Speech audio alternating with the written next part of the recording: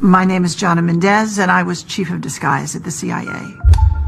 One of the things that was going on when I was chief of disguise was an enormous research program into the new advanced disguise system. It was basically the masks that everybody always wondered if we used masks, and this was the beginning. This is a series of photographs of when I met George H.W. Bush in the Oval Office and revealed to him that I was briefing him wearing a mask.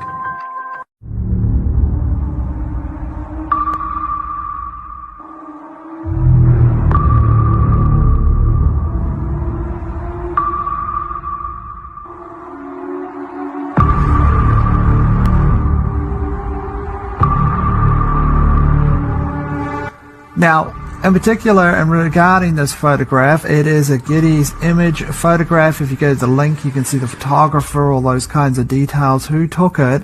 So what is the anomaly with this particular photograph?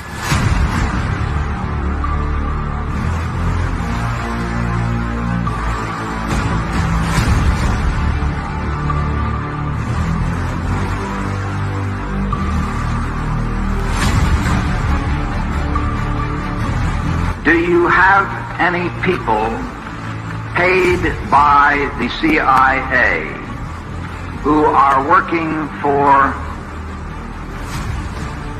television networks? This, I think, gets into the kind of getting into the details, Mr. Chairman, that I'd like to get into in executive session.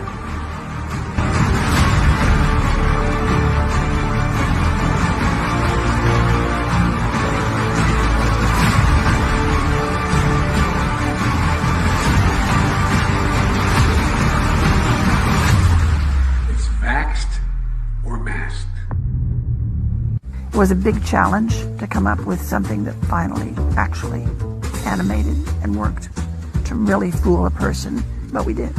They learned the art. We actually brought Hollywood back into our labs at one point to look at what we had done, and they were stunned. They're absolutely stunned. Congratulations. My husband was Tony Mendez, and he was played by Ben Affleck in the movie called Argo. Aliens and robots? Yes, sir. You're telling me that there is a movie company in Hollywood right now that is funded by the CIA? Yes, sir. Are there many actors in Hollywood who also moonlight as agents, do you think? I think there are probably quite a few, yes. I think probably Hollywood is full of CIA agents, and we just don't know it.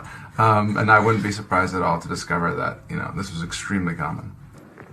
Tony, they didn't mention it in the movie, but Tony had deep connections to Hollywood, to the tradespeople out in LA that did a lot of things we were interested in doing. Special effects people, makeup people. Tony was chief of disguise 10 years before I was chief of disguise. And so he passed on some of his expertise to me. But he had a particular interest in the magic industry out in LA. Not so much the magicians on the stage, but the people that were working behind the scenes to make that magic happen. So we went to LA and we posed some questions to them. We said, we have a problem. We're looking for novel solutions. Well, LA did have some ideas, of course. That's what they do for a living.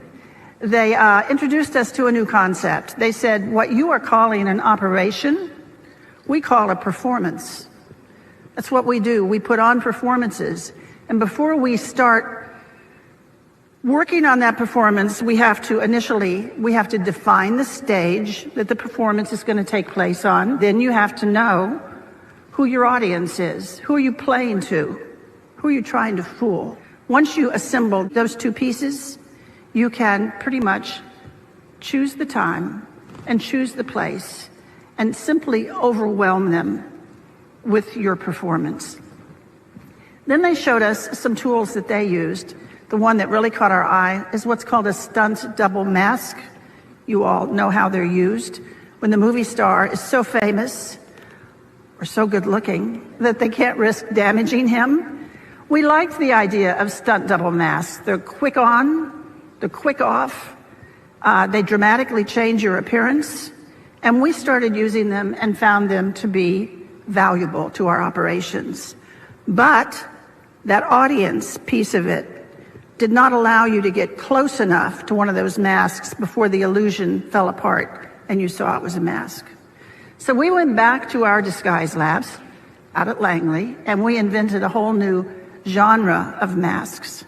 Masks that are so good, that are so realistic, that you can actually get up close and have a personal contact with someone for an extended period of time. They're good enough that you can brief the President of the United States in the Oval Office wearing a mask. And he isn't sure if it's you or if it's someone else. Those masks were the beginning of a whole new generation of work that we did at the CIA. Once we could make these masks that fit you so well, then we discovered we could make a twin. We could make another you. There could be two of you. We could actually make 5 or 6 of you, but usually one extra was all we needed. We will respond accordingly. God bless you all, and may God protect our troops. But that's only the tip of the iceberg. As longtime CIA lawyer John Rizzo tells it, the relationship between the spy agency and La La Land is quite cozy.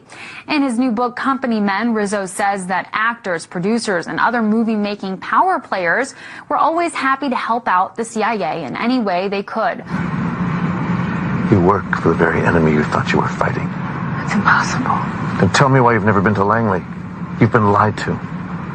All lower-level agents have been lied to. I am trying to help you here. So you're saying I'm working for the enemy? And that you are the enemy? Sydney, this is your last chance. You have to go.